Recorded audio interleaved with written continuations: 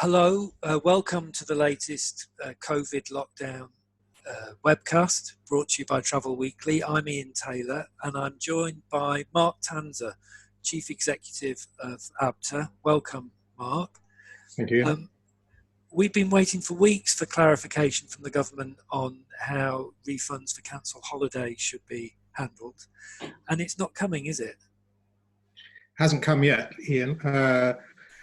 I think there are two aspects to this. One is the CAA and the atoll scheme, and whether they stand behind what we call refund credit notes, which are basically notes that document the original booking and give the customer an entitlement either to rebook or to a cash refund at a time in the future.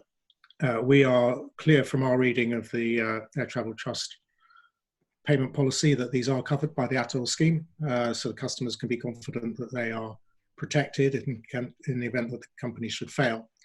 It would be really, really helpful if the CAA came out, and unambiguously said that. I'm very confident that is the case, from our legal advice and from our reading of the payment policy that these are covered. The Abta bookings are covered, by our bond scheme, and it'd be very good if the government came out and said that the atoll scheme will also cover those refund credit notes. There's a lot of controversy around the whole issue of refunds, and I'm sure you'll come on to that. But I think refund credit notes are a really useful and important part of the management of this crisis, and also the reconstruction of the industry for the future. The ability of companies to defer that cash refund is a reflection of reality. They haven't got the cash to pay 14-day refunds.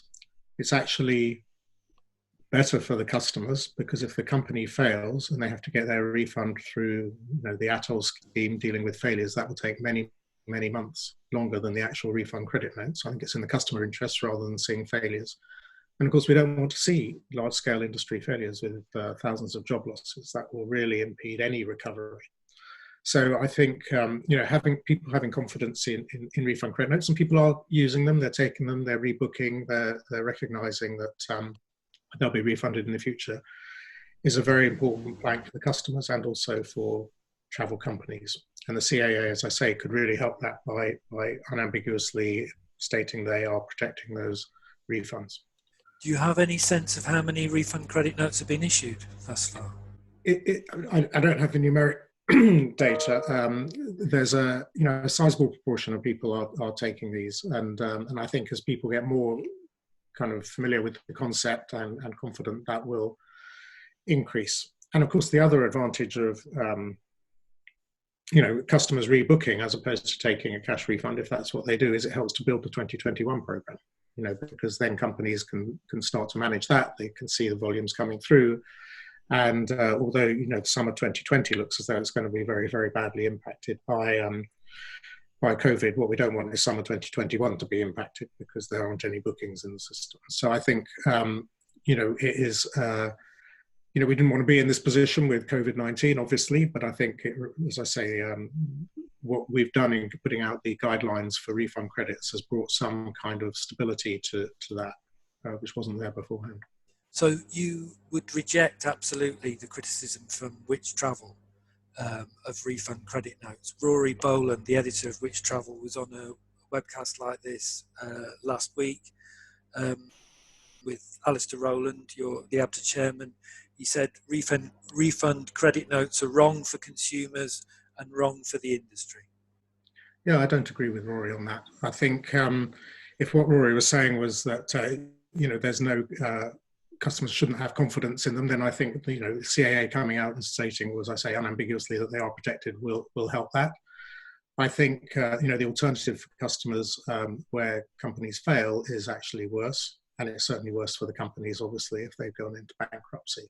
So I don't agree with Rory on that.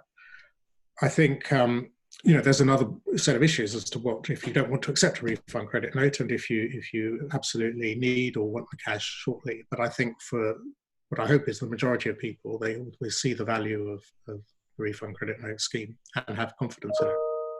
Yeah. So refund credit notes are not replacing refunds if the consumer absolutely wants a refund.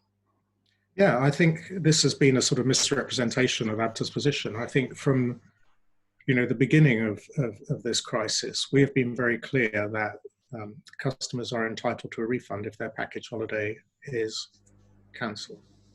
And this has to be seen in the context where there were companies, there still are, who are saying no refund is due. This is force majeure. The contract has been frustrated. I'm sorry, the whole thing is. I'm tearing it up. There is no refund. Or they're saying you can have partial refund. I'll refund you the bits that I can get back, but you have to go to your travel insurer for the airline fees, for instance. And we're saying, no, that's not the case. Abta has absolutely stood foursquare and said that we will make our members engage with customers and recognise there is an obligation to a refund. What we can't do is make them pay that in 14 days if they haven't got the cash. So the alternatives are naturally, you're going to be going down a deferred refund route. Now, if companies, if customers have pressing needs, they should talk to the travel company and say, I want to have my refund now. I don't want a refund credit note, and agree with them what the time frame is for that refund to be paid. And this is very much in line with the advice that the CMA came out with last week, that customers are entitled to a refund. They need to understand if it can't be paid within the statutory time frame, what is the time frame for that? And it needs to be a fair conversation. And if customers feel they're not being fairly dealt with, then they should go to the CMA, who are the enforcement body for the regulations, and make their case for that. Yeah. I followed the issue fairly closely, and it wasn't immediately clear to me that the guidance was to issue an expiry, to issue a refund credit note with an expiry date, but to pay without undue delay if that's what the consumer wanted. So do you think that message was communicated clearly enough from the outset? Well, I think companies should pay as soon as possible. That is always been in the regulations, and that is the case now. It's impossible to say on a broad brush basis how soon that is. It will depend on when the company can recover the monies from the airlines. You know what the situation with the airlines is very difficult at the moment, when it can recover monies from the accommodation providers, what its cash position is. So I think that is a conversation that the customer needs to have with the company as to what is as soon as possible, and is the customer satisfied with that. But we've never said that the right to a cash refund has been taken away, or anything like that. The whole point of the refund credit note is it preserves the right to a cash refund by a defined date by which time the cash refund has to have been paid. And we think that's a very important part of the customer rights here. Was the change in expiry dates damaging at all? Because there was some confusion and also criticism of the fact that initially Abta was saying issue the refund credit notes with an expiry date of July the 31st this year, and then it was changed depending on the bond renewals to January or the end of March next year. Presumably that wasn't helpful. Well, I think it wasn't an arbitrary change. It's a very important part of the refund credit notes that they are protected, so that the customers know that if the company, as I say, fails, they will get their money. And that depends that the underlying protection is in place because of the way that bond renewal cycles work on an annual basis. The initial date of July reflected the fact that we hadn't completed the March bond renewals. Now we're through that. We can basically say there can be a longer window, which probably more accurately reflects what's going to happen in the industry over the summer. July the 31st date doesn't help you with an August the 1st cancellation, does it? And what we don't want is a series of constantly changing statutory deadlines. So, going for a longer one, which doesn't mean that everything is backdated to the end point. It just says companies can basically choose durations up to, but no longer than that date, is flexible, reflects the ability of companies to actually pay the refunds over the summer. Yes. There was criticism of Abta also for being slow. I wonder how quickly did Abta go to the government, go to BEIS, the Department for Transport, and put together the process for refund credit notes? Was it the first thing Abta thought of, or was there a lead up that led you to believe the way to handle this is through refund credit notes? I'm surprised if people say we were slow. I think other people say we were too quick. We were in there very, very early on. As soon as the the government foreign officer travel advice changed to basically everywhere, we could see that this was going to create a massive cancellation crisis, where everybody was entitled to a refund and there'd be no new money coming in. So we were very quickly in to talk to the government about the problem, talk to the CAA and talk to BEIS about the fact that companies were not going to be able to make this 14-day repayment deadline. And I think we were probably in the ahead of the airlines in terms of understanding that the refund requirements were not going to be able to be met, cash refunds. But isn't the reality that you've been talking to BEIS and the DfT consistently through this, but presumably which travel has as well, isn't there? Haven't you just cancelled each other out really in terms of getting movement from the Department for Business on this?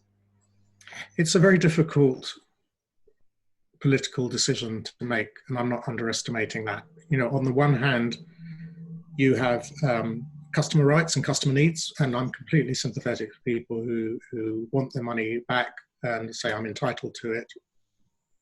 I'm not disregarding that. On the other hand, you have companies that are struggling to stay afloat and to keep people employed. And the window extension would help on the second, but would reduce the availability of cash for people on the first, which isn't there. And that's difficult political decisions. So I think they've been sort of trying to see how they could manage both of those. And that's the reason why, to date, they haven't moved on extending the window. But the arguments are still very persuasive, and they're still going to be there as we move into the summer season as well. So we would still like to see that 14-day window extended, but recognise that that's a political decision finally as to where the balance between jobs and 14-day refunds comes. That's ultimately they're the ones with the moral and the legal authority to make that decision. So you're still hopeful that the Department for Business may make a decision on this, because it seems more likely surely that they're just going to stay on the fence. Well, you'd have to ask the politicians where they're going to come down on that, Ian. We've made, I think, we've given them lots of information about the impact on the business, about the numbers of jobs that are at risk, about the scale of the refund issue. You can only do so much before they have to decide what they want to do politically. And, I think the ball is very firmly in their court now. I hope it doesn't take company failures to move them off the fence. Do you think that's what it would take? Well, I hope it doesn't. Nobody gains from companies failing in this situation. And of course, the irony is that the bill for these refunds eventually comes back to the government anyway, through the statutory schemes. So, the taxpayer will end up picking up a large bill if the companies fail. So all round, that is, whatever the outcome is, that is not the best solution. Abta's been clear about the guarantee of insolvency protection, both for the packages, the non-flight packages it guarantees, and ATOL protected packages. People are frustrated that the CAA hasn't come out and given a similar guarantee. Can you just explain what the issue is for the CAA? Why can't the CAA give a similar guarantee? Well, I'm hoping they will. So I don't think there is a structural impediment to their doing that. As I say, our reading of the Air Travel Trust payment policy makes it very clear that deferred refunds against ATOL bookings are payable if the company fails, and that's exactly the situation. We've been very clear in our guidance that refund credit notes are not vouchers. Vouchers are not a voucher for another holiday, which is sometimes given as compensation or as a marketing inducement, would not be covered. But a booking that was made under the ATOL scheme that has an ATOL certificate is protected in the event that the refund is deferred and the company fails before that payment's made. So what we want is the CAA to come out and say that clearly and unambiguously, and that will help everybody. So you think the CAA could do that? I believe they could, yes, and I think they should. Okay. And are you hopeful of them doing that within days? I'm hopeful they will do that. I can't give a time frame for what their internal processes are, but I'm hopeful they will come up with a clear statement. Okay. In the meantime, you'll be only too well aware, I assume, that some consumers who would like a cash refund and haven't been given one have been seeking chargebacks from their card providers. How big an issue is that for Abta members? Agents in particular have no liability for Section 75 refunds, do they, under the Consumer Credit Act? But chargebacks just hit them just the same. So how big an issue is that, and why hasn't Abta been able to secure clearer guidance from UK Finance, the Financial Services Association, on how card companies should be handling this? Well, it is a big issue, and I think that is one of the main reasons why we're looking for the statutory extension of the 14-day refund period in order to stop a large wave of chargebacks hitting agents and tour operators, which would effectively, potentially push them into bankruptcy. And this isn't hypothetical. I'm talking to companies who are facing this as a very real possibility. And as I say, that is one of the reasons for going for a statutory increase of that window. The chargeback mechanism there, I think some of the the banks have said actually a refund credit note is an acceptable alternative to a chargeback because they are basically deferred payments. But we can't rely on that, and I think customers who are very keen to get the money, which I understand, will potentially go down that route, and that will create huge pressure on the industry, and that will again drive us towards insolvencies, which is what we absolutely don't want. Okay. And is Abta issued guidance on dealing with chargebacks for members? Well, I think that's for them and their acquirers and their banks really to sort out. As I say, those are sort of individual discussions that take place rather than generic guidance that we can give. But we're very aware that that is a real threat to people's businesses. Okay. We've heard of some agents paying client refunds out of government loans. Is that a good idea? Well, I think agents are in a very difficult position. They clearly have the customer relationship that they want to preserve, and the customer is knocking on the door, wanting the refund from the tour operator. And I absolutely, feel for them as being caught in the middle and feeling, well, do I keep the customer or do I take the risk that I may not get the refund from the tour operator or may not get it soon? The best way we can, as I say, resolve this is to build confidence in the refund credit note system that customer can have that for a future booking and a cash refund guarantee, rather than being scared that if they don't get the cash now, they'll lose out. So I think from a communication and a management point of view, getting people to understand refund credits, getting them to have confidence in them, knowing that the CAA and Abta stand behind them is the best solution, rather than taking out emergency loans to pay the refunds. Yeah. Do you think that Abta has communicated as well as it could have done through this, Mark? Rory Boland, to go back to the editor of Which Travel, on the webcast he appeared on, he said tour operators are using Abta language when breaking the package travel regulations, and people are being given incorrect advice, but using the Abta language. How could Abta have communicated better with its members and consumers? I think we've done an enormous amount of communication with members, particularly around refund credit notes. And where we find members, and they're a very small number, who are misrepresenting the reality of the situation, we are taking action. People are bringing it to our attention. They're either saying, if they're saying, well, Abta says I don't have to pay a cash refund, that's not the case. If they're saying you have to take a refund credit note whether you like or not, that's not the case. So we're making sure that if members are miscommunicating that we will take action. The consumer messaging, we have been out there, we have not hidden from this. We took a full page advertisement in the Daily Telegraph under my name explaining exactly why we were asking people to take refund credit notes and what they were.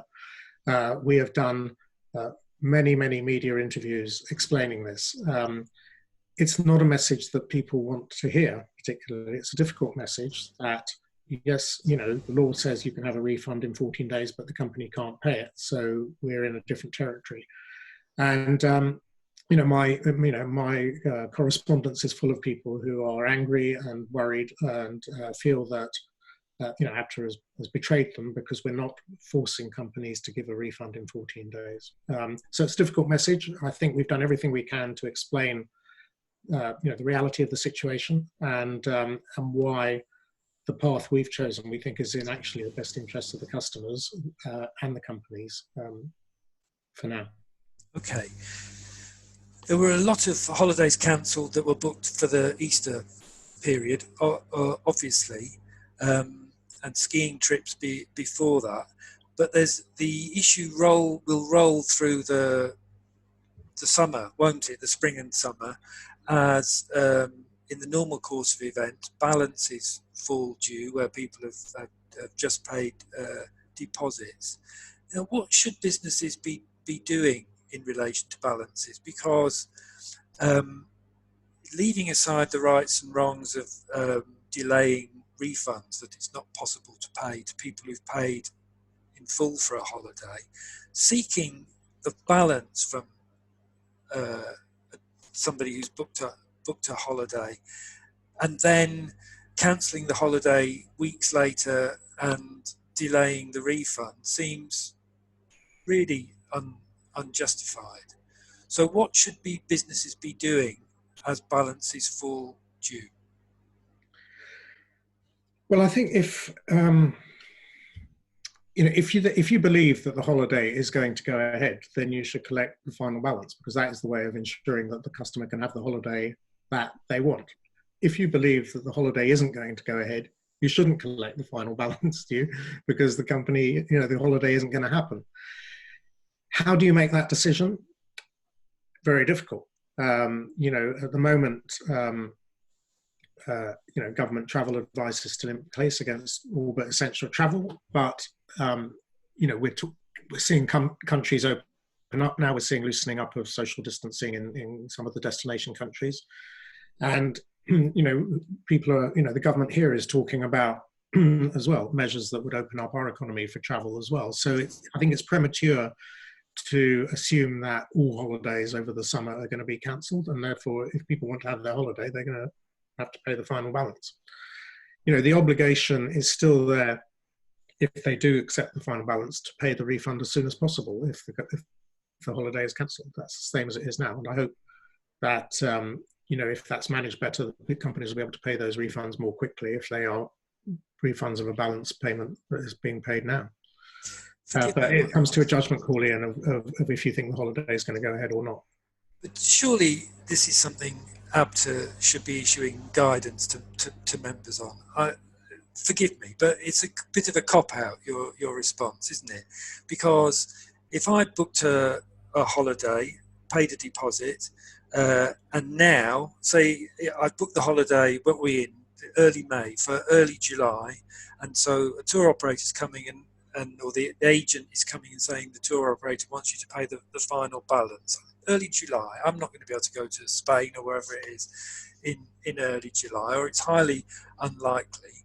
But you want me to pay the full balance, and then when you cancel the holiday in 5 weeks' time, as we get to within 3 weeks of departure, I'm going to have to seek a refund and maybe wait several months to get that. That's ridiculous. Why would I hand the money over?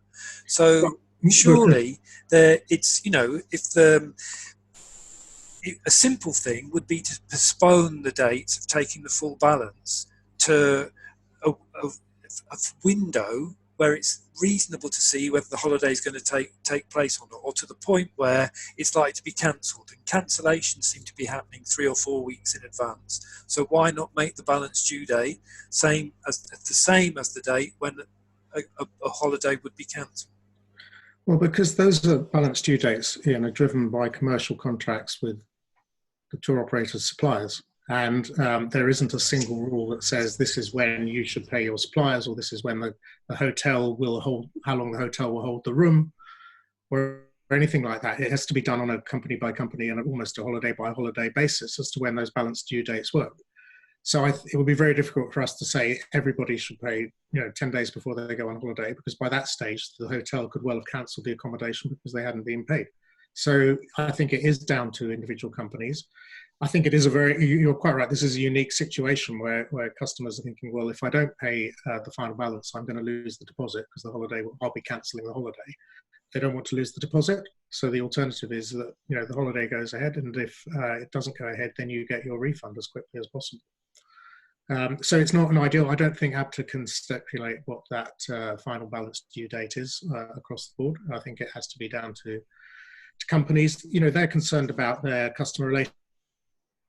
In all of this, I think people underestimate how important it is for travel companies to keep their customers' confidence in them for future bookings. They don't want to basically leave the customers high and dry and say, we've pulled a fast one on the customer. That's not in their interest. But if they want the holiday to go ahead, and customers do want their holidays later in the summer, then the tour operator has to be able to play the suppliers to make sure that the elements of it are in place. Okay, but it sounds, forgive me, as though on the one hand, Abta would like a modification temporarily of the law, the package travel regulations, but at the same time thinks that commercial contracts are sacrosanct. I mean, surely in this situation, there's a need to suspend everything, every aspect of normality. And Abta surely could issue guidance on, for example, if a customer is anxious about reluctant to pay the full balance, then suggest they just retain the deposit until nearer the time, or until the advice on travel changes, or whatever. Certainly demanding a full payment 8 weeks in advance when cancellations are happening 3 or 4 weeks in advance just seems completely unconsumer friendly and storing up problems. Well, as I say, I don't think there is one standard set of timeframes for people demanding final balances, and it could well be that people are moving that final balance date closer to the date of departure as we go forward. What I'm saying is that if you want to secure the holiday, there has to be a final balance paid at some point, and it's up to individual companies to decide best when that is, rather than Abta trying to mandate it. Or people will just lose their holiday. They don't want that either. So what that very sensitive, and collecting too far out is unreasonable. But if you leave it too late and you can't get the holiday either, that's not good. Okay. So, okay. Abta Chairman Alistair Rowland called out some tour operators for hiking the prices of holidays when consumers accept a replacement booking, when a holiday's been cancelled, and push the booking into next year. He didn't call out in particular companies, but he said that this was damaging and shouldn't be happening. Are you aware of that happening, and will Abta issue guidance to members on that, on price gouging, essentially? No, we won't issue guidance on that. I mean, I think that it is a very competitive market, travel, even whatever happens with COVID-19. There is market pressure that will regulate prices and supply and demand, and the best people to judge that are the members in their pricing strategies. I don't think Abta has got a role to step into that commercial arena and tell travel companies what their prices should be, for this year, next year, or any year.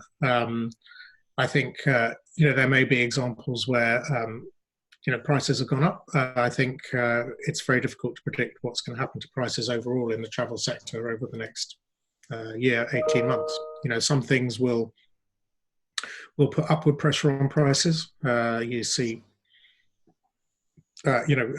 speculation about what's going to happen with airlines if they have to socially distance, flying, a smaller manifest on the planes. That costs more, but on the other hand, fuel prices might go down. If hotels if under capacity, do they charge more because they need to get more out of a small number of customers, or do they charge less because they really want to fill the rooms? I think it's a very fluid situation, and you'd have to be a fortune teller to be able to say what's going to happen to prices over the 2021 season. But I think our best, from a customer point of view, strategy is to make sure that the maximum number of travel companies are there to be able to provide the choice for customers into 2021. Okay, so where prices have risen when people have rebooked, you're suggesting that there will almost certainly be justifiable reasons for that. Well, it's part of the commercial strategy of that company. I mean, no customer is forced to rebook. Under the refund credit note, they are entitled to a cash refund. So no one is having gun held to their head saying you must go to this place at this time next year and you must pay this. If the customers see that as an attractive thing to get the certainty of the booking now, maybe they think there is going to be limited supply, then they will make that decision. But they're not being forced to make a booking at any price at any place. They have a cash alternative is still there as an option if they don't want to make that booking decision. Okay, but they may feel that the cash alternative isn't an option, that they may have to wait a long time for it or go to their card company or so on. Well, as I say, if the CAA, as I believe, stand behind these, then they will be due that cash refund by the time of the end of the refund credit. So it's not an indefinite, you'll get your money at some point, but we won't say yet. It's saying this is the date of the note. You will, by this stage, if you haven't made a rebooking, you will get a cash refund, and so they will have certainty about that. Okay. How would you assess the mood amongst members now, Mark? You must be having members calling in to Abta all the time, and your employees of Abta talking to members all the time. They're very worried, Ian. I think it's no secret that the travel sector was hit very early and very hard by the COVID pandemic shutdown, and it came very quickly. It started in certain key destinations, ski, Italy, and Spain, and then suddenly it was everywhere. And if you're a business that basically has had to repatriate people, now is having to pay refunds, and you haven't got new booking cash coming in, that's a very difficult position to be in.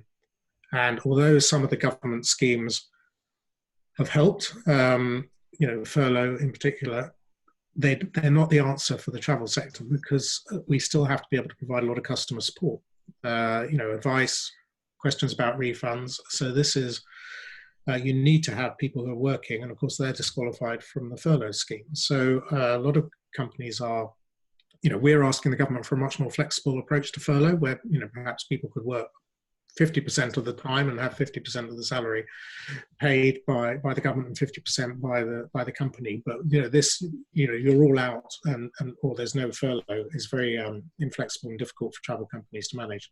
So they're trying to manage the customer demand, which is difficult in this time, and they're also trying to manage their employment rosters.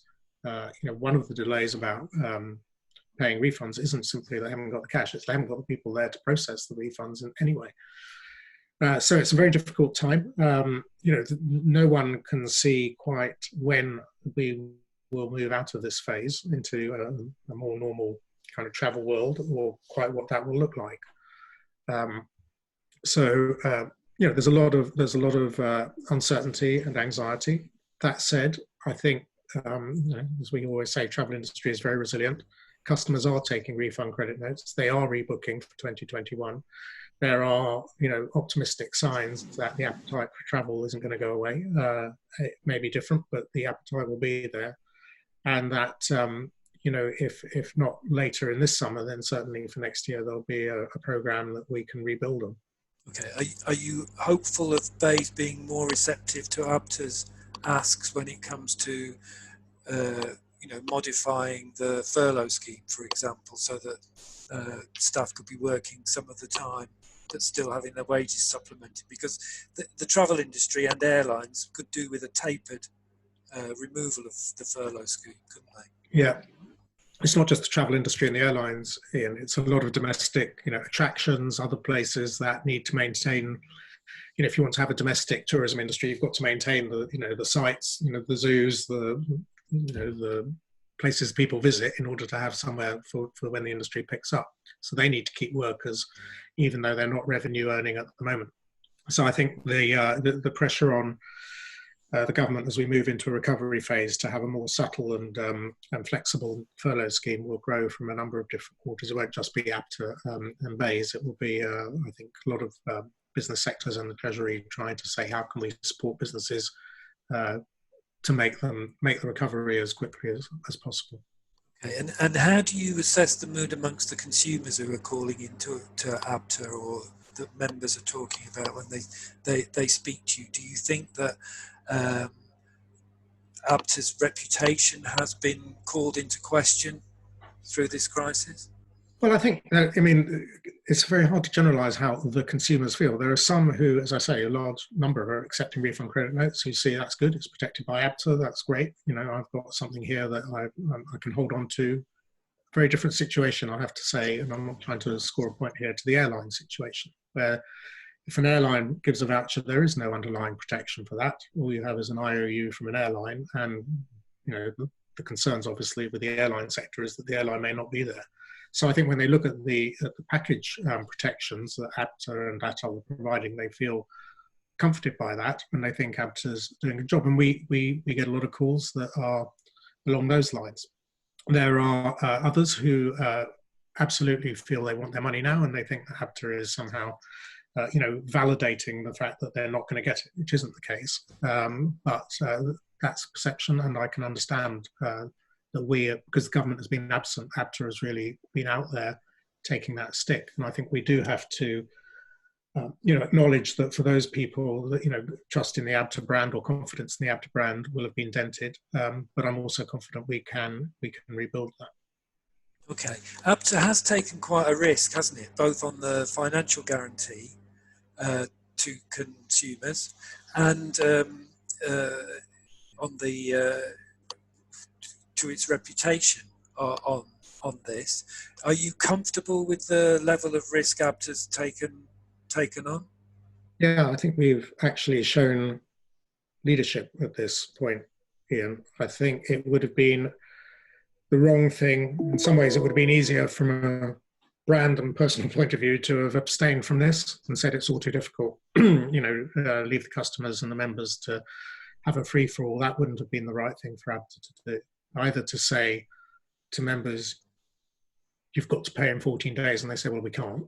Or to say to the customers, I'm sorry, you're on your own now.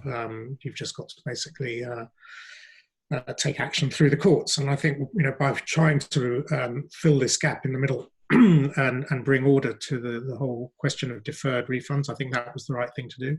And I think also making sure that members who are tempted to deny any refund obligation are made to acknowledge that. That was also right for the customers. So I think, we could have absented ourselves from this and said, oh, we're just a trade association. It's all, government has to do something. We've stepped in, I think, to fill a gap. We knew we were going to get buffeted from both sides. We knew there'd be people, members who said, you're being unreasonably strong in making us pay the refunds, and customers say you're being too lax in not making us pay within 14 days. So we didn't go into it blind.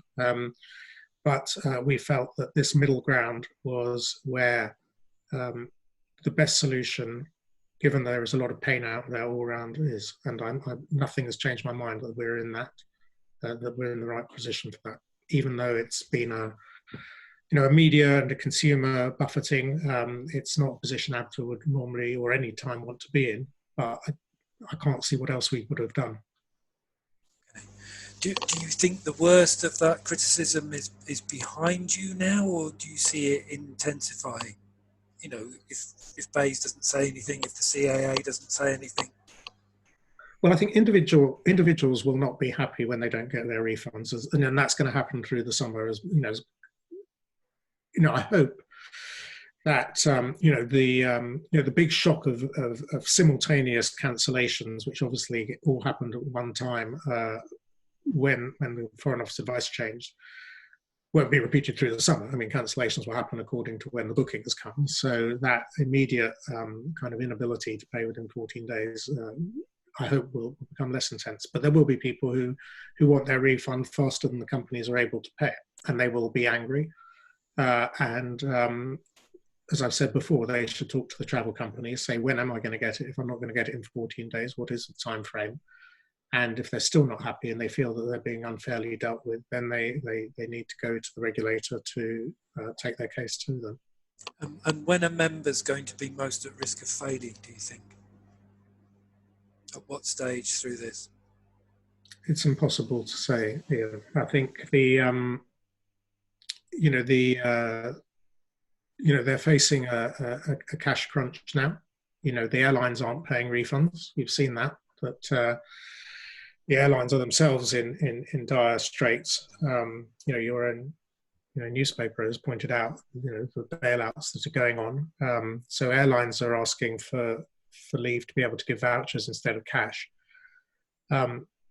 Consumers may accept those. I think, as I say, the problem is that they're not protected. It's very difficult for tour operators to accept a voucher if the tour operator still has to give a cash refund on the other side. So, I think the whole,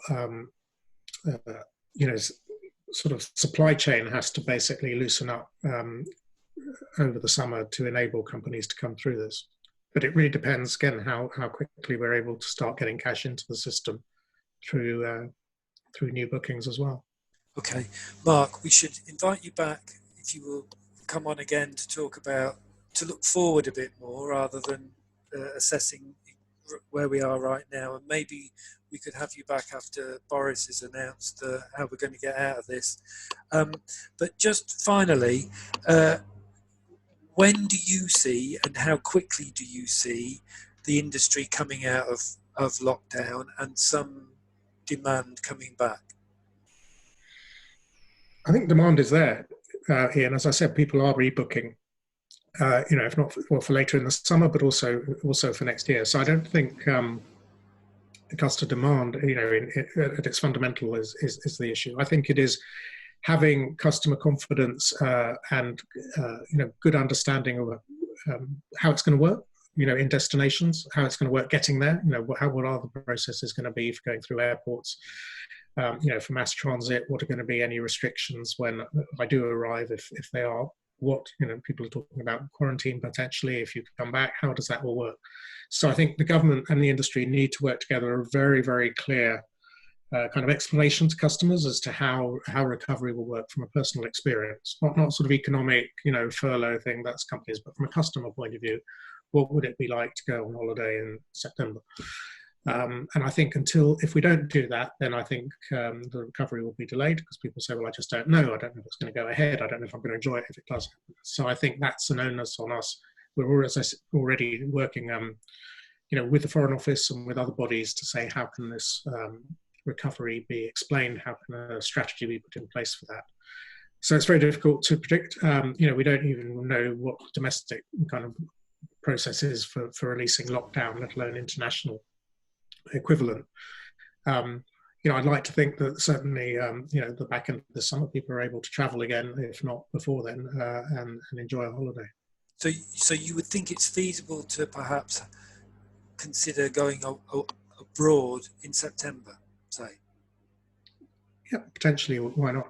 I mean, I think it depends on what the social public health structures are here. We've learned social distancing. People are talking about testing. They're talking about apps. If those are working here, why would it be different to go to Brittany than to go to Brighton? Yeah. If other countries are past their peak before we are, what is the comparative health risk in somebody going abroad as opposed to going on holiday here? And I think all round, politicians are aware that they need to kind of get the economy balancing the health risk back up and moving as quickly as possible. Okay. And are you hopeful of more nuanced advice from the Foreign Office once the indefinite restrictions are removed?